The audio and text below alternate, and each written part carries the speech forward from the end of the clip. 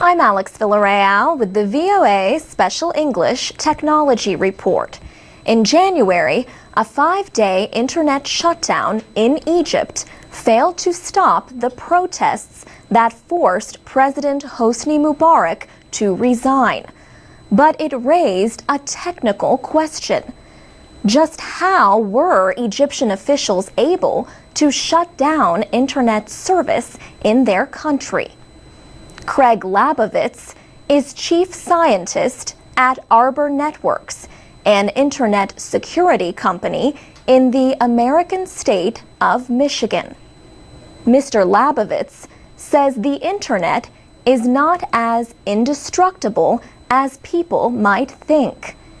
He says there are points where the flow of computer traffic can be restricted.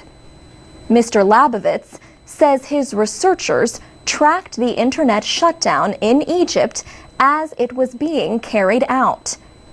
He explains that in Egypt, internet users connect to the outside world through a small number of providers with international links. He said there are 100 or more providers within the country, domestic providers. But there really are only 4 providers that have links to the external world. And there are an even smaller number of data centers where the fiber optics cross Egypt. So only a handful of machines need to be shut down to have this kind of disruption. News reports suggested that the fiber optic links for those networks are all housed in the same building.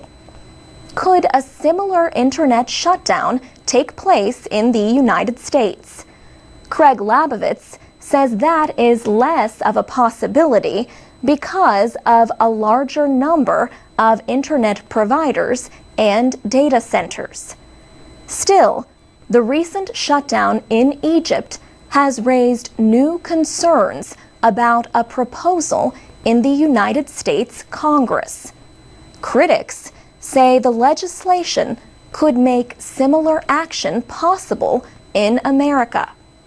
The measure is known as the Protecting Cyberspace as a National Asset Act. Senator Joseph Lieberman of Connecticut first proposed the bill last June. Supporters say it would help protect the country's economic and national security from cyber attack. It would give the president the emergency power to shut down or seize parts of the nation's internet in the event of a major threat. Critics say the bill would give the president too much power. Some people call it the kill switch bill, an easy way to shut off the internet. They say the government could use it to censor the web and control the flow of information. For VOA Special English, I'm Alex Villarreal. Transcripts, MP3s, and podcasts of our reports are at voaspecialenglish.com. And we're on Facebook at VOA Learning English.